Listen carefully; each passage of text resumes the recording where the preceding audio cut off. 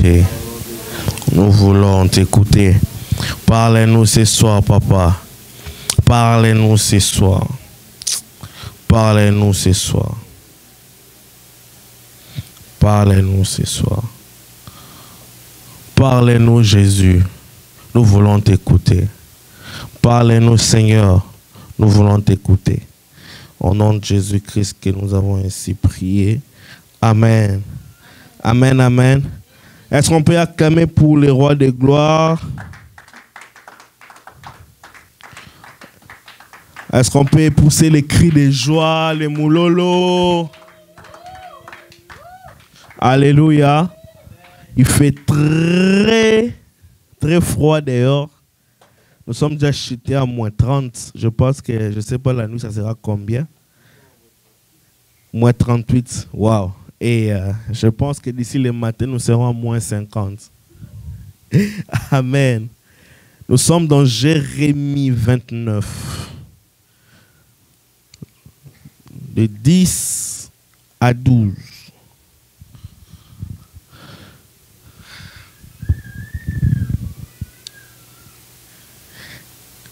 Il y a un cantique qui me montre. Le ciel proclame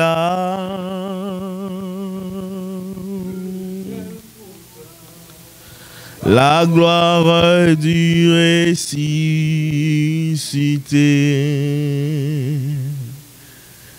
L'agneau immolé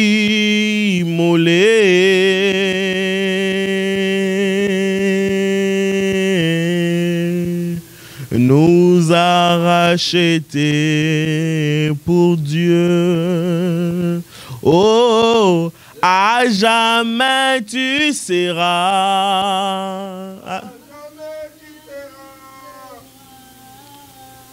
L'agneau sur le trône.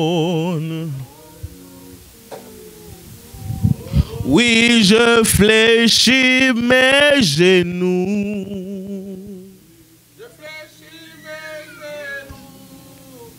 Pour t'adorer, toi seul.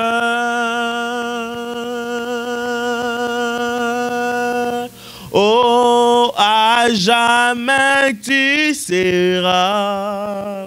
À jamais tu seras. L'agneau sur le trône. Je fléchis mes genoux, je fléchis mes genoux pour t'adorer, toi seul.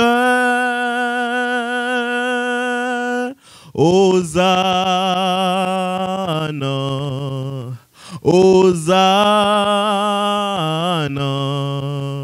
Hosanna dans les lieux très hauts. Hosanna, Hosanna,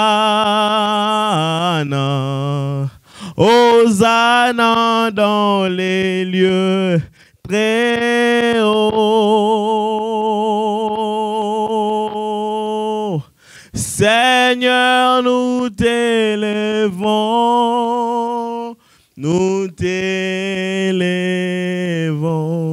de tout cœur t'adorons, nous t'adorons. Sois exalté, Seigneur, mon Dieu. Hosanna dans les lieux très hauts. Jérémie 29, 10 à 12. Mais voici ce que dit l'Éternel. Dès que 70 ans seront écoulés, pour Babylone, je me souviendrai de vous. Et j'accomplirai à votre égard ma bonne parole en vous ramenant dans ces lieux. Car je connais les projets que j'ai formés pour vous, dit l'Éternel, projets de paix et non de malheur, afin de vous donner l'avenir et de l'espérance. Voici, vous m'invoquerez et vous partirez, vous me prierez et je vous exaucerai. Alléluia. Nous sommes dans la semaine post-conquête.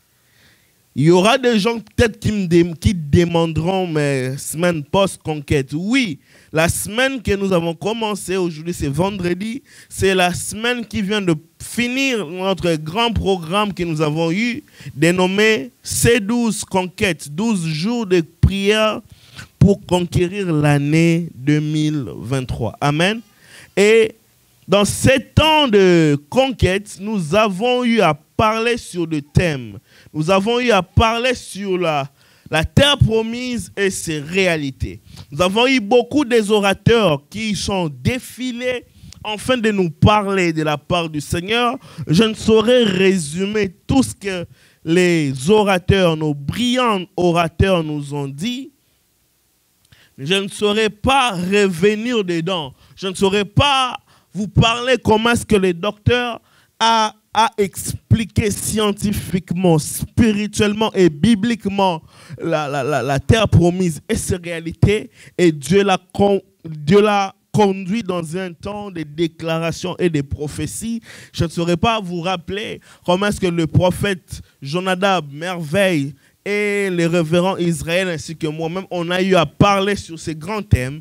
Mais tout cela se trouve sur notre chaîne, la Mission Chrétienne Espérance sur YouTube.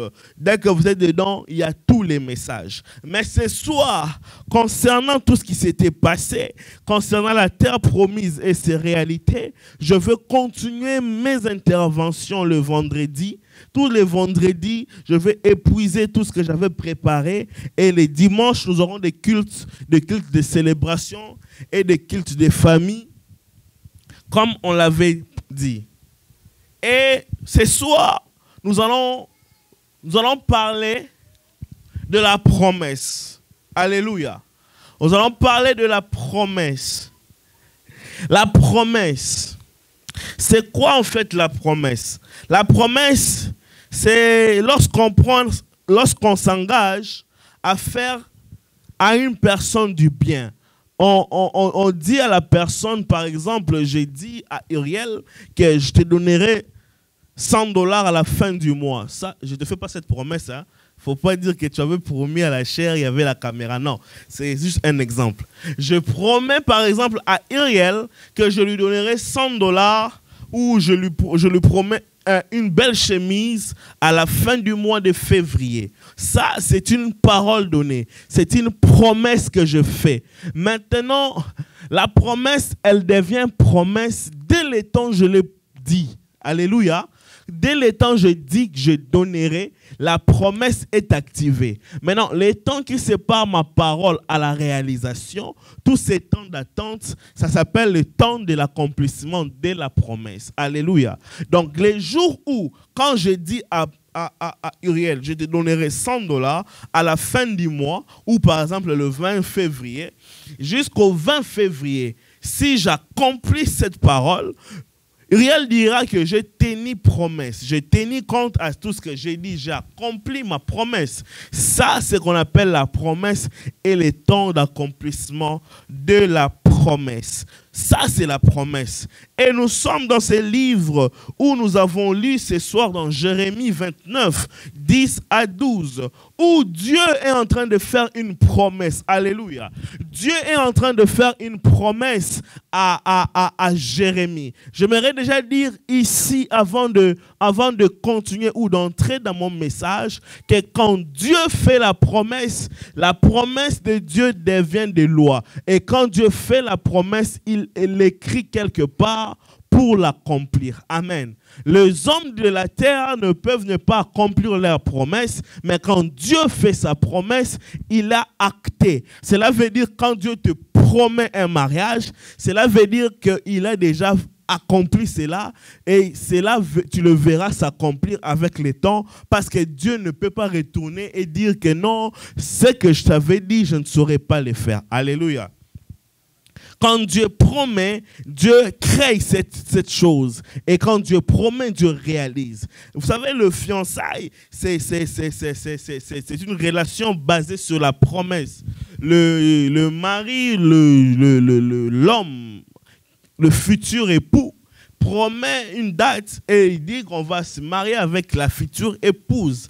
Le gars est tenu par engagement d'accomplir ce qu'il a dit, mais il n'est pas obligé de le faire. Mais quand Dieu dit, Dieu est obligé de le faire à cause de sa nature de la fidélité. Dieu n'est pas un homme pour changer ses langages. Dieu n'est pas un homme pour mentir, ni un fils de l'homme pour se repentir. Quand Dieu il dit, meilleur, Dieu fait ce qu'il dit. Et c'est bon pour nous. Alléluia. Dans la Bible, nous avons pratiquement au moins, dans la Bible, nous avons au moins, si c'est peu, au moins, nous avons au moins 5000 promesses de Dieu.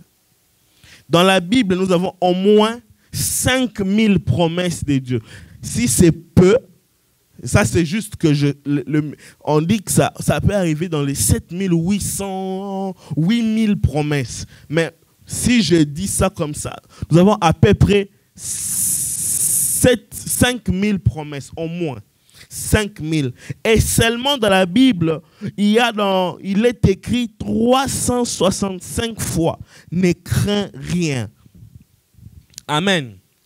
365 fois, ne crains rien. Qui veut dire les 365 jours de l'année. Chaque jour, déjà, quand tu te réveilles, il y a un « je ne crains rien » qui t'accompagne. J'aimerais dire à une personne ce soir, déjà aujourd'hui, il y avait un « je ne crains rien ». Demain, il y aura un « je ne crains rien ». Jusqu'au 31 décembre de cette année, il y aura toujours un « je ne crains rien ». Parce que Dieu te fait une promesse de chaque jour de ne pas craindre. Parce qu'il est avec toi. Alléluia.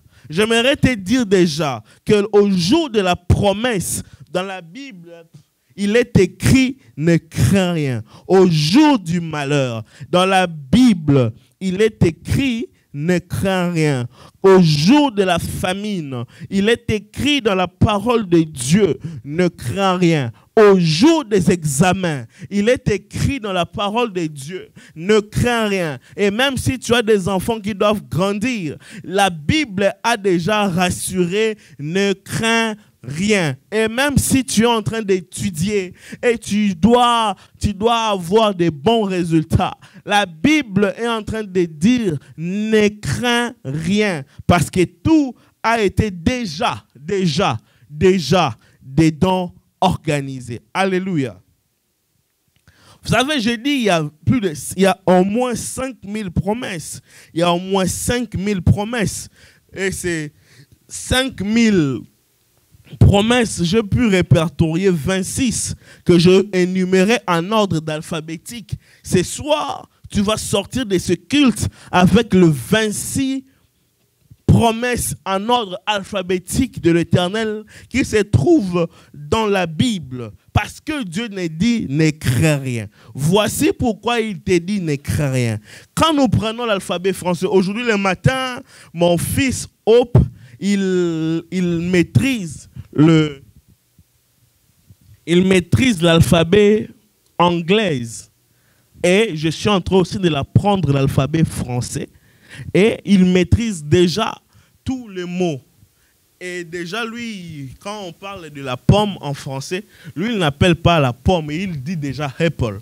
Et c'est un garçon déjà qui se formate à être bilingue dès son bas âge. Et on était en train de faire l'exercice de l'alphabet français ce matin. Et chaque mot, chaque lettre d'alphabet avec un mot nécessairement. Et c'est ça qu'on va faire aujourd'hui, mais selon la Bible. Quand on a ces genres de paroles, des promesses, on doit arriver jusqu'au bout à comprendre que Dieu est avec nous. Alléluia. Dans l'alphabet biblique française de la promesse de Dieu, nous avons la lettre A qui dit ceci. Avec Dieu, nous ferons des exploits. Il écrasera nos ennemis. Psaume 74. Alléluia.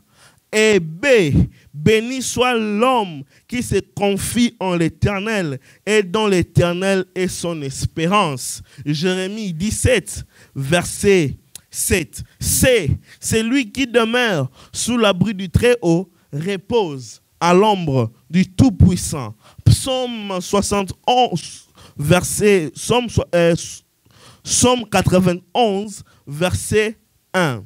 Dieu est pour nous un refuge et un appui, un secours qui ne manque jamais dans la détresse. J'aimerais te dire que Dieu est pour nous un refuge, un appui, un secours qui ne manque jamais dans la détresse. En cette année, tu peux tout oublier, mais n'oublie surtout pas la lettre D. Dieu est pour nous un refuge, un appui, un secours qui ne manque jamais au temps de la détresse. Psaume 46, verset 2.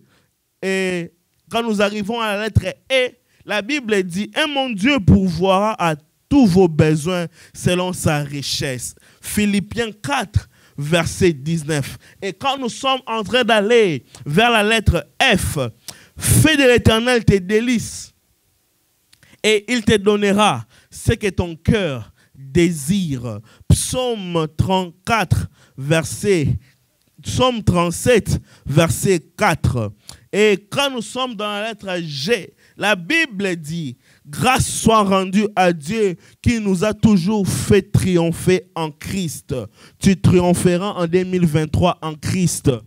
Je suis en train de donner l'alphabet des promesses de Dieu dans ta vie. Je disais que tu triompheras en cette année en Christ. Pas seulement en 2023, mais dans le restant de ta vie, tu triompheras en Christ. Nous sommes dans 2 Corinthiens 2, 14. H. Heureux ceux qui écoutent la parole de Dieu et qui les gardent. Luc 11, 28. Il a pris nos infirmités et il s'est chargé de nos maladies. J'aimerais dire à une personne, Jésus t'a promis la guérison. Jésus a pris tes infirmités et il a pris tes maladies. Tu es en bonne santé. Il a promis, il va le réaliser. Matthieu 28, Matthieu 8, verset 17. Et quand nous prenons la lettre J, la Bible dit, je ne te délaisserai pas et je ne t'abandonnerai point. Hébreux 13, verset 5. J'aimerais dire à une personne ce soir, Dieu ne te délaissera pas. Dieu ne t'abandonnera pas. Est-ce que je parle à quelqu'un ce soir? Je suis en train de dire, Dieu ne te délaissera pas. Dieu ne t'abandonnera pas. Dieu sera toujours avec toi. Et quand nous prenons la lettre L, la Bible dit ceci. Le malheur atteint souvent, quelquefois, le malheur atteint souvent, quelquefois, les justes, mais l'Éternel en délivre toujours. J'aimerais te dire en cette année, le malheur peut arriver, le malheur peut frapper à ta porte, le malheur peut atteindre tes objectifs, mais l'Éternel te délivrera toujours, toujours, tu auras toujours la délivrance de l'Éternel. Est-ce que je parle à quelqu'un ce soir? Tu auras toujours, toujours la délivrance de l'Éternel. Il a promis toujours de te secourir. Il te secourira toujours, toujours, toujours. Le matin, tu seras secouru. Le soir, tu seras secouru. À midi, tu seras secouru. À minuit, tu seras secouru. Oh, je dis que le jour, tu seras secouru. La nuit, tu seras secouru. Tu seras toujours secouru. Même si tes comptes en banque sont vides, tu auras toujours le secours de l'Éternel. Le secours de l'Éternel. Et c'est dans Psaume 34, verset 19. Et quand nous prenons la lettre M, ma grâce te suffit et ma puissance s'accomplit dans la faiblesse. en cette année 2023, la grâce de l'Éternel te suffit. L'Éternel a dit, sa grâce te suffit. Sa grâce te suffit. C'est pas l'argent qui te suffit en 2023. C'est pas l'argent qui te suffit en 2023. C'est la grâce de l'Éternel qui te suffit en 2023. La grâce de l'Éternel te suffit en 2023. J'aimerais dire à une personne qui m'entend ici ou en ligne, la grâce de l'Éternel te suffit. Peut-être tu es en train d'élever tes enfants avec l'argent de braise, avec l'argent de pain, avec l'argent des oignons que tu vends dans le marché. J'aimerais te dire, la grâce de l'Éternel te suffit. Dans le marché où tu es en train de vendre, la grâce de l'Éternel te suffit. Et même si toi, tu prends les avions pour aller à Dubaï, acheter la marchandise et pour vendre, pour que tes enfants puissent payer les minervales dans les airs pendant que tu voyages, la grâce de l'Éternel te suffit. La grâce de l'Éternel te suffit. La grâce de l'Éternel te suffit. Et même si nous ici, nous sommes au Canada, un pays rempli de factures, rempli de stress, j'aimerais dire à une personne ce soir, sa grâce te suffit. Sa grâce te suffit. Et même si c'est compliqué dans les études, l'intelligence est compliquée, j'aimerais dire à un étudiant qui me suit, sa grâce te suffit. Sa grâce te suffit. Au nom de Jésus-Christ. Au nom de Jésus-Christ. Haine, quand nous sommes dans haine, la Bible dit, ne crains rien, crois seulement, même si c'est difficile. Ne crains rien, crois seulement, même si tu veux lâcher prise. Ne crains rien, crois seulement, même si... ce texte de Marc 5,36 est en train de parler de Jairus, qui sa fille était dans l'extrémité. Sa fille était déjà morte.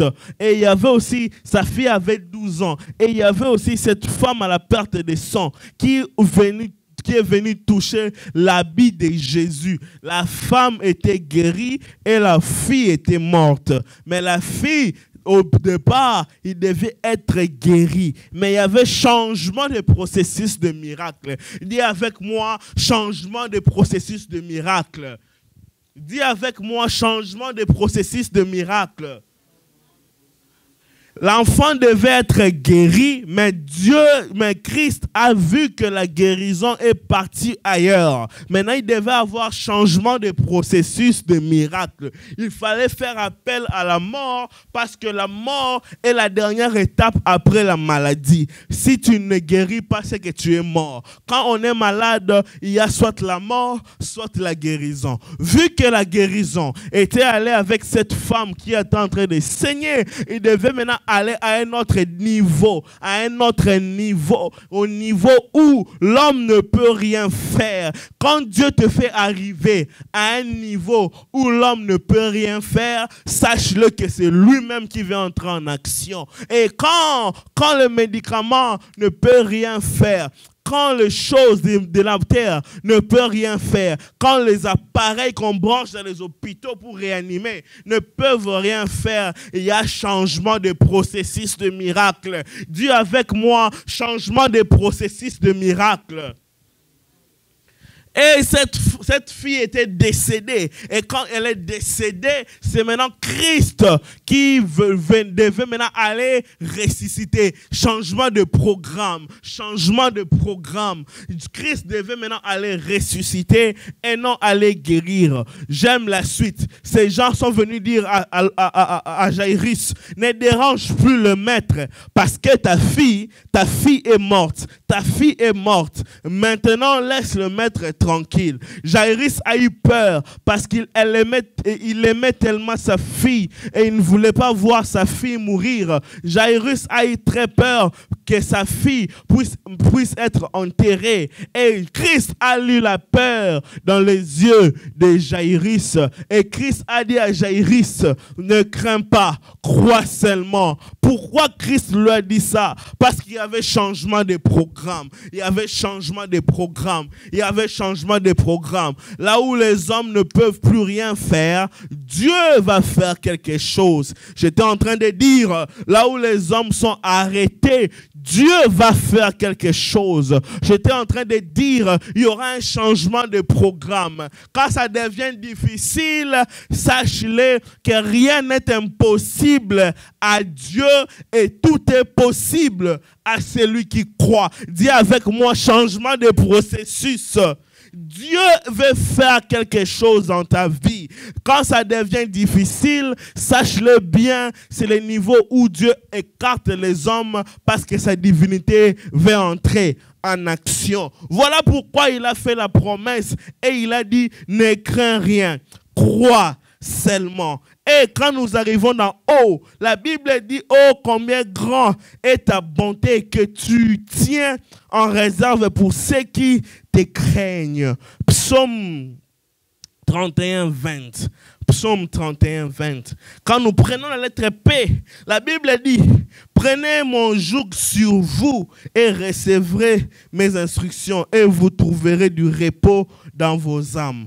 Quand nous sommes dans la lettre Q, la Bible est en train de dire, quand je marche dans la vallée, quand je marche dans la vallée de l'ombre de la mort, je ne crains aucun mal, car tu es avec moi. Ta houlette et ton bâton me rassurent. C'est dans Psaume 23, à partir du verset 4. J'aimerais dire à une personne, quand tu as peur, c'est que Dieu est avec toi. Toi, prends courage et avance. Et quand nous quittons la lettre Q et entrons dans la lettre R, la Bible dit, réjouissez-vous toujours dans le Seigneur. Je le répète, réjouissez-vous. J'aimerais dire à une personne, malgré que ce que je vais dire, ça sera un contraste.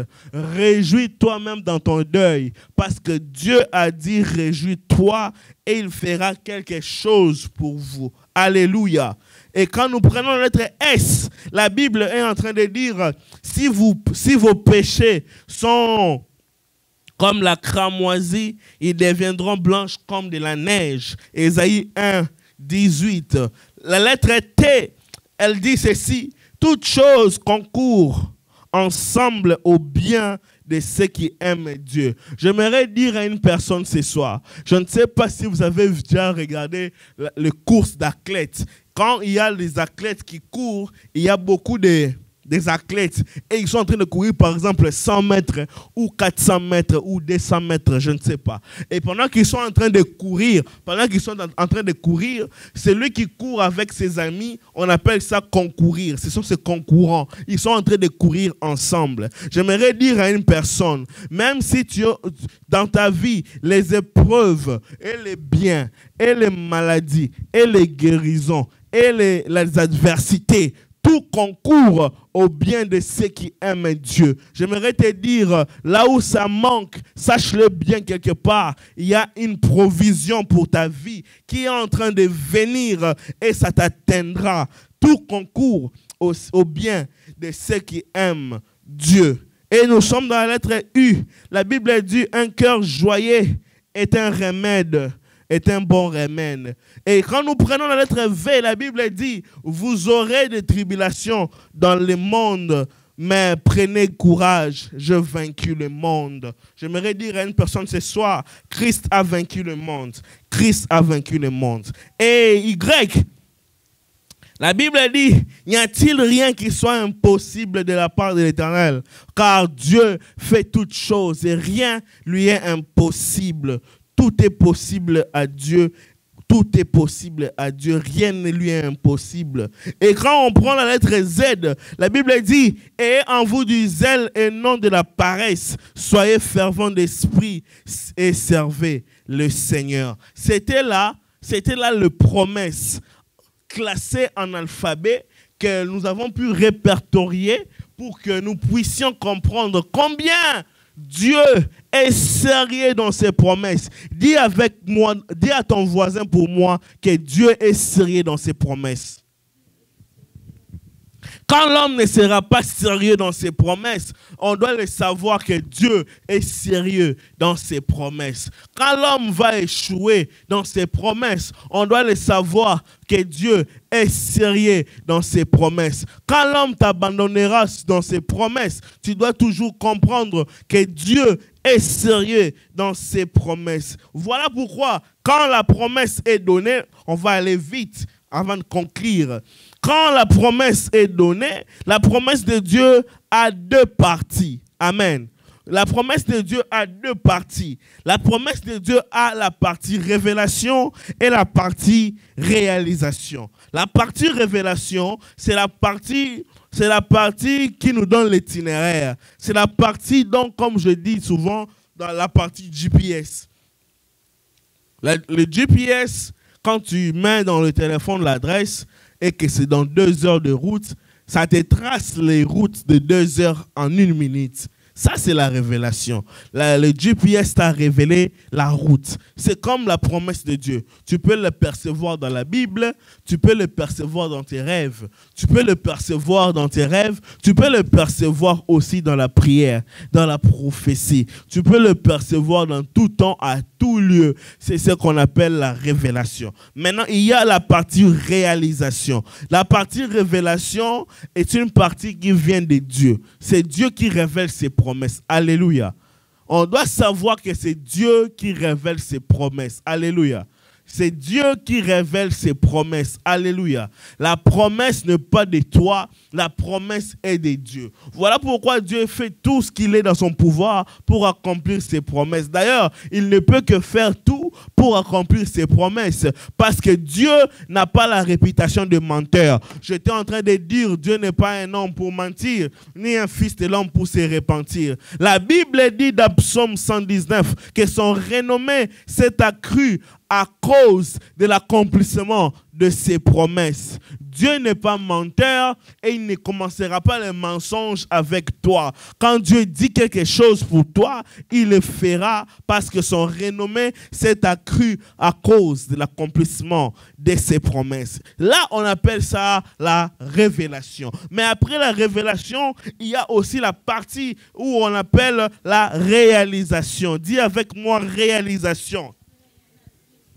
Réalisation, c'est un moyen qui fait que la promesse devienne touchable, la promesse devienne palpable. Et la réalisation, c'est à l'homme de fournir des efforts afin de toucher la promesse. Oui, si je mets la route sur mon GPS d'ici à Ottawa à Montréal, ici à Gatineau à Montréal, le GPS me dira dans à peu près 2 heures, tu arriveras si tu prends la route. Si je ne prends pas la route, bien aimé, les 2 heures là, si par exemple maintenant il est 20h30 et que j'ai mis mon GPS, ça me dit que je vais arriver à Montréal à 22h30, cela veut dire que je dois démarrer ma voiture maintenant, entrer dans l'autoroute et prendre la route de Montréal. C'est pas ça? Ok, maintenant si je ne démarre pas la voiture et que nous sommes arrivés à 21h, sache-le bien que tu n'arriveras plus à Montréal à 22h, mais tu arriveras à Montréal en 23h. Pourquoi? Parce que au fur et à mesure tu perds le temps pour commencer la réalisation de ta promesse, la promesse aussi attendra que toi tu puisses faire ta part. J'aimerais dire à une personne ce soir, tu dois faire ta part. Tu dois faire ta part. Tu dois faire ta part. Tu dois faire ta part. Ta part dans la promesse, c'est que tu dois te prendre en charge et commencer à travailler pour que ta promesse arrive. On doit faire la part. Et là, je suis en train de parler de la part de l'homme dans la promesse. Première chose à faire dans la promesse, c'est la prière. Dis avec moi la prière. Je suis en train de chuter, mais aidez-moi qu'on chute ensemble. Première chose à faire dans la promesse, c'est la prière. Dis avec moi la prière.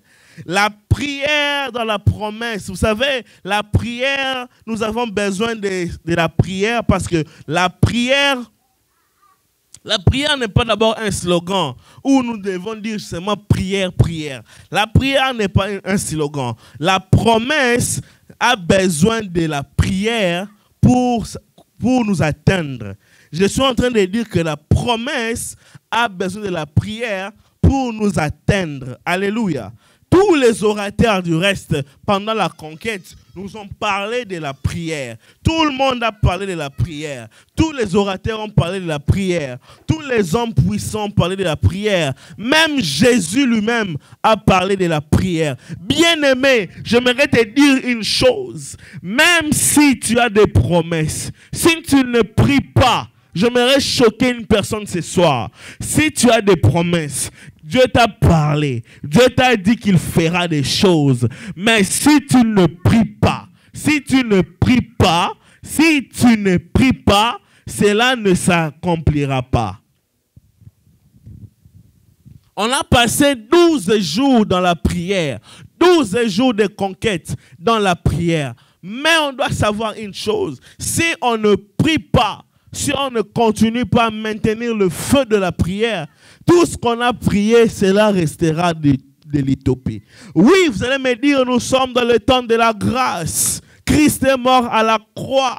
D'ailleurs, c'est déjà accompli. Oui, je crois à ça, que Christ est mort à la croix, que cela est accompli. Mais j'aimerais te dire, pendant que Christ était mort à la croix, cela a été accompli. On a quand même tué Jacques. Pourquoi on a tué Jacques? Et il était le disciple le plus proche de Jésus. Mais pourquoi on l'a tué? Et pourquoi Pierre n'est pas mort? Pourquoi Jacques est mort mais Pierre n'est pas mort? Pourquoi? C'est parce que Jacques, on n'a pas prié pour lui à l'église, mais Pierre, on a prié pour lui à l'église. Quand Jacques, malgré qu'il était apôtre et que l'église n'a pas prié pour lui, Jacques est mort décapité. Mais Pierre, il y a eu des intercesseurs qui ont prié pour lui et il n'est pas mort. Et j'aimerais dire à une personne ce soir, oui, on a prophétisé pour toi. Oui, on a dit des choses. Oui, on a dévoilé des mystères. Mais si tu ne pries pas, je suis choqué parce que je dois te dire la vérité, cela ne peut ne pas s'accomplir parce que c'est ta part. Dieu, écoute-moi très bien cette phrase. Dieu ne priera pas pour toi. Dieu ne prierait pas à ta place, non. Tu dois prier pour ta vie. Et ça, c'est important. Il y a beaucoup de gens qui entrent dans ce mouvement et ils pensent que ce qu'ils ont fait, c'est bon. Bien-aimé, n'arrête pas de prier si tu n'as pas encore vu ta promesse accomplie. Je disais, n'arrête pas de prier si tu n'as pas encore vu ta promesse accomplie. Ici, là où nous avons lu, la Bible dit quoi? Parole de l'Éternel. Je connais les projets que j'ai formés pour vous. Je vais l'accomplir. Mais il est en train d'ajouter, vous m'invoquerez. Ça, c'est Dieu qui est en train de dire. Vous m'invoquerez et vous partirez. Vous m'invoquerez et vous partirez. Et moi, je vous exaucerai. Bien-aimés dans le Seigneur, ce soir, je ne suis pas venu vous décourager. Au contraire, je suis venu vous encourager à la prière. Dis avec moi la prière. La prière déclenche le raccourci du temps d'attente vers l'accomplissement de la promesse. La prière raccourcit le temps d'attente vers l'accomplissement du temps de la promesse. Merci Saint-Esprit. Il y avait une femme, cette partie je ne l'ai pas écrit, mais elle entre directement dans mon message. Il y avait une femme qui, en plus, cet exemple, c'est Christ qui l'a donné. Est-ce qu'on peut chercher pour moi cette partie-là? La femme dont Christ a dit, elle dérangeait les juges. La femme qui dérangeait les juges. La femme qui dérangeait les juges, qu'elle était veuve. Mais elle a dérangé les juges jusqu'à ce que le juge a dit, moi je ne crains pas Dieu et tout, mais parce que je veux avoir la paix, je dois donner la réponse à cette femme. Est-ce que quelqu'un peut chercher pour moi ça? C'est dans quel livre? Pardon? Matthieu combien, s'il vous plaît? C'est dans quel livre? Merci Saint-Esprit. Merci Saint-Esprit. Aidez-moi dans Google. Regardez pour moi, s'il vous plaît. Et envoyez-moi le verset. C'était la parabole que Christ est en train de dire, exhorter à la prière. Et dit, la femme était en train de voir les juges qui ne craignaient pas Dieu, mais le juge a dit, je ne crains pas Dieu, mais je donnerai la réponse à cette femme pour que je sois tranquille.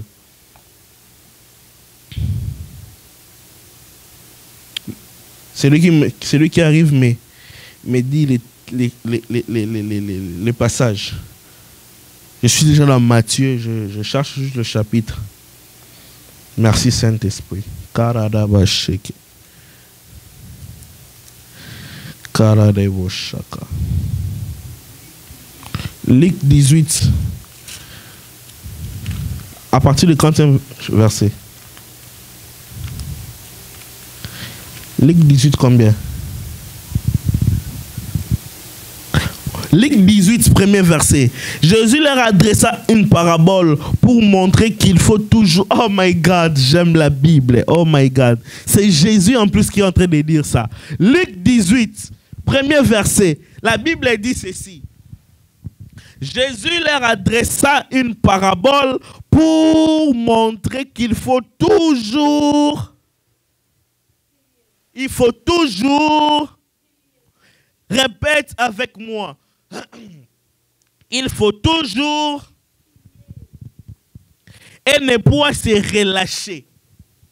Il faut toujours prier et ne point se relâcher. Bien aimé, ces choses, ça ne concerne pas seulement l'Ancien Testament. Ces choses concernent pas seulement le Nouveau Testament. Ces choses concernent la vie tout entière. Bien aimé, après la conquête, il faut encore prier. Le message que j'ai pour toi ce soir, avant de continuer mon message, j'en sais que je suis en train de donner ce soir, c'est qu'après la conquête, on doit toujours prier. Et on priera chaque jour. On priera le matin, on priera à midi, on priera le soir, on priera à minuit, on priera dans le sommeil. Je disais à ma femme, il y a 2 jours, j'ai fait un rêve. J'étais en train de rêver. Dans mon songe, j'étais à Kinshasa avec mon pasteur, le pasteur David Mabalou, à Kinshasa, à Bethléem, à Matete. Et il était en train de dire, il y avait beaucoup de personnes. Et il était en train de dire à chacun, je veux prier pour tout le monde, mais que chacun doit dire ce qu'il veut que Dieu fasse pour lui en cette année, en cette saison. Tout le monde demandait de voitures. Tout le monde demandait je ne sais pas, de maisons. À mon tour, il m'a posé la question. J'ai dit, je veux que, écoutez ma prière. Ça, c'était dans mon inconscience. Je lui ai dit, je ne veux pas que le Saint-Esprit me quitte et je veux qu'il me conduise toujours. Et c'était dans mon songe, dans mon inconscience. J'aimerais dire à une personne, même dans ton inconscience, tu dois prier. Même dans tes rêves, tu dois prier. Même dans ta conscience, tu dois prier. Et Jésus est en train de dire, ici, il dit, Jésus leur adressa une parabole pour montrer qu'il faut toujours prier et ne point se relâcher. Je te donne un conseil ce soir. Prie toujours. Le secret pour marcher dans la victoire, c'est la prière. Le secret pour avoir beaucoup de l'argent, c'est la prière. Le secret pour vaincre l'obscurité, c'est la prière. Le secret pour toucher à l'argent, c'est la prière. Le secret pour conquérir en cette année 2023, c'est la prière. Le secret de toutes choses, c'est la prière. Oui, la prière. Qu'il faut toujours prier sans jamais se relâcher. Et Jésus dit, il y avait dans une ville un juge qui ne craignait point Dieu et qui n'avait égard pour personne.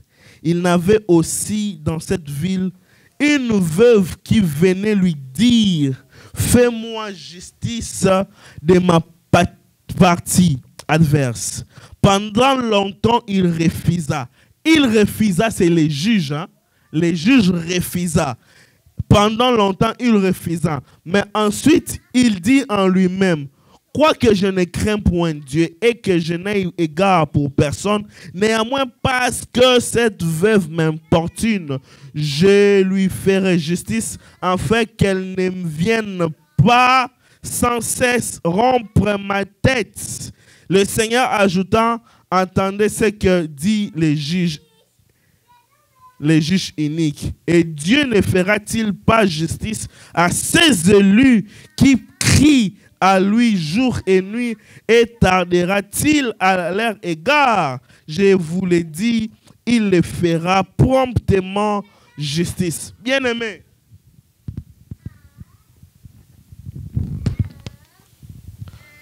je ne sais même pas qu'est-ce qui m'a poussé ici. J'ai perdu le fil d'idée.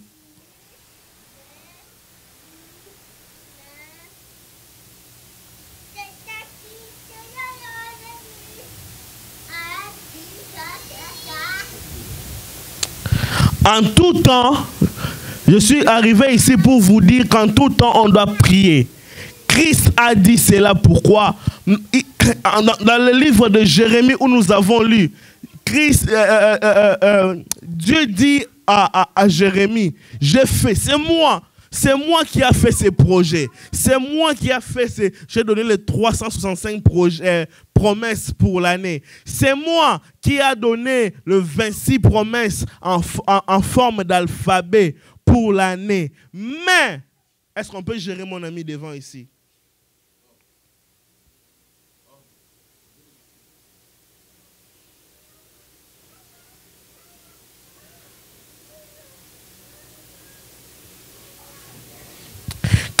Dieu est en train de dire à Jérémie, c'est moi qui ai fait la promesse, le projet de paix, c'est moi qui l'ai fait, c'est moi qui te donne cette promesse, c'est moi qui te dis je le ferai. Mais Dieu est en train d'ajouter, vous prierez, vous partirez et moi j'exaucerai. Après la conquête, la pensée de Dieu ce soir pour toi, afin d'accomplir, afin d'acquérir cette promesse. Bien-aimé, ne te fatigue pas de prier, ne te fatigue pas de prier.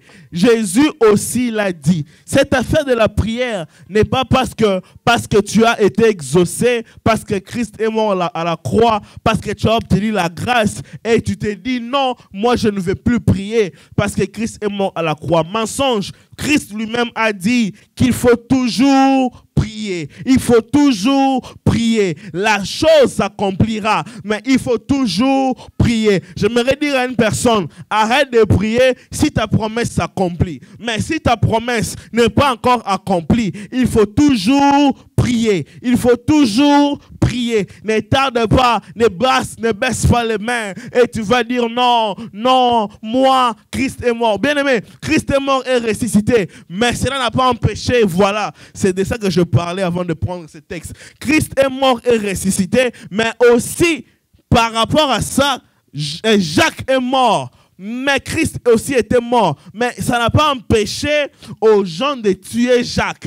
Jacques est mort parce que l'Église n'a pas prié pour Jacques. Mais Pierre n'est pas mort. Pierre n'est pas mort, pourquoi? Parce que l'Église a dit, si Pierre meurt, Pierre a la clé. Dieu a dit à Pierre, Jésus a dit à Pierre, je te donne la clé et le séjour des morts n'aura point d'effet sur toi. Mais ces jours-là, si l'Église n'avait pas prié pour lui, Pierre allait mourir. J'aimerais dire à une personne, quand tu as tes projets, quand tu as les clés, quand tu as toutes choses que tu dois accomplir, quand tu as les projets, quand tu as la promesse, quand tu veux définir la conquête, quand tu as les promesses de Dieu, quand tu as la parole de Dieu, quand tu as reçu la pensée de Dieu, quand tu as reçu la prophétie de Dieu, ne t'arrête pas à l'écoute. Ne t'arrête pas à l'écoute, mais vas-y à la prière. J'aimerais dire à une personne, la conquête est finie, les prophéties ont été données, la prédication a été donnée, les déclarations ont été faites. Oui, mais ne croise pas tes mains. Prends tout ce qu'on t'avait dit ici, mariage, immigration, projet, entreprise. Prends ça, amène ça à Dieu et présente-le lui dans la prière et dis à Dieu, Seigneur, on a prophétisé, c'était ta parole. On m'a parlé de toi, c'était ta parole. On m'a révélé ce que tu veux de ma vie, c'était ta parole. Mais voici ta parole, accomplis-les. Amène-le dans la prière. Amène-le dans la prière. Pierre n'est pas mort parce que l'Église avait prié. Mais Jacques est décédé parce que l'Église n'avait pas prié. Oui, deux apôtres devant le même problème, mais l'un est tombé, l'autre était sorti victorieux. Pourquoi? Parce que l'un, on a eu le temps pour prier et l'autre, on a prié pour les sauver. Bien-aimé, ne croise pas tes mains après la conquête. Christ a dit qu'il faut toujours prier. Dieu a donné la promesse, mais il a dit à Jérémie, vous prierez, vous partirez, j'exaucerai. Et Christ a dit qu'il faut toujours prier, mais avec persévérance. Bien-aimé, persévère dans la prière. Tant que tu n'as pas reçu ta promesse, persévère. Tant que tu n'as pas reçu ta promesse, persévère. N'arrête pas de prier tant que tu n'as pas reçu la promesse. Persévère. Et la mission chrétienne Espérance, on nous a dit que ça sera grand, ça va s'ouvrir. Tant qu'on n'a pas encore vu cela, on va prier et on va persévérer dans la prière. On t'a dit que tu auras des papiers. Tant que tu n'as pas vu cela, persévère et continue dans la prière. Cela va accomplir. C'est encore mieux. Tu as maintenant le sujet orienté de tes prières. Tu vas dire, Dieu, on m'a dit des choses. On a dit des choses sur ma vie. Et ces choses, je veux que ça s'accomplisse. On t'a orienté dans Conquête 12, 2023. Et maintenant, tu sais comment prier et dire à Dieu, écoute la prière. Vous savez, ces choses que j'ai dit ne sont pas des paroles à l'air. Sont des vérités. Vous savez, c'était quoi? C'était l'année passée ou l'année écoulée. Je ne sais même plus. À Kinshasa, j'avais un cousin parce qu'il est décédé. À Kinshasa, il y a un programme de prière très fort du prophète Joël Francis à Kinshasa. Et mon cousin est allé ce jour-là à la prière. Ce que je dis, c'est authentique. Hein? Il y a des vidéos, ça existe dans les réseaux sociaux du prophète. On a appelé mon frère qui est décédé. On l'a appelé, il est passé devant par les prophètes. On lui a prophétisé sur sa vie. Comment est-ce que la vie était enchaînée? Comment est-ce que la vie était en problème? On lui a dit des choses. Et on a dit la volonté de Dieu dans sa vie. On a dit ce que Dieu allait faire pour lui dans sa vie. Et le prophète avait même promis de payer même ses Minerval pour finir l'université qu'il avait commencé à l'ISTA, Institut supérieur des techniques appliquées à Kinshasa. Et le gars, malheureusement, il a entré dans des problèmes de distraction.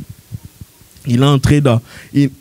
au lieu de rester veillé sur sa promesse, au lieu de rester veillé, concentré sur sa promesse, sur ses prophéties, au lieu de garder les yeux dans la prière pour obtenir ce que Dieu l'avait promis, mon frère s'est donné à la distraction. Et les jours de la Noël, ses amis l'ont amené prendre un verre dans une terrasse à Kinshasa. Et après, en rentrant à la maison, c'est fini. Il est dormi pour ne plus se réveiller. Avec la promesse, on lui a dit, mon frère, on paiera ton Minerval. Mon frère, on fera ci. Mon frère, Dieu a dit qu'on fera ça. Mon frère, Dieu a dit ceci. Et on a pris l'engagement de payer ces Minerval. Comment les euros sont tombés? Par une erreur de, je ne sais pas, quelques secondes. Et c'est fini. Les promesses sont restées. La prophétie est restée. Mais la personne est partie. Bien-aimé, tant que tu n'as pas tes promesses, ne baisse pas les bras pour dire que c'est accompli, c'est fini. Prie encore. Au contraire, quand tu es révélé de ce que Dieu veut faire, c'est même ça, même le moment d'augmenter la pression dans la prière. La promesse, Dieu va l'accomplir. Mais Dieu ne fera pas ta part de la prière. Dieu a dit à Jérémie, j'ai fait la promesse, je connais ce que je projetais, mais quand tu prieras, tu partiras, j'exaucerai. Christ a dit encore mieux. Il a dit, pour prier toujours et rester dans la persévérance. La conquête 12, elle est achevée. Mais les promesses, les prophéties, elles sont données. Elles vont s'accomplir. Mais tant que cela n'est pas encore accompli, ne baisse pas les mains. Sois toujours en prière. Alléluia. On va baisser la tête. Namo na yo Yesue. Ngai namo na yo Masiae. Ngai nalanda yo Masiae. Ngai na yo kayo Masiae. Nanya kokani na yo Kolo zali Nzambe elonga nanga Nanya kokani na yo Kolo yo zali Nzambe elonga nanga. Alléluia, alléluia. Je ne sais pas comment est-ce que tu as entendu la parole de ce soir. Certes, la promesse est donnée. Certes, ça va s'accomplir. Mais persévère dans la prière. Élève ta voix, prie Dieu.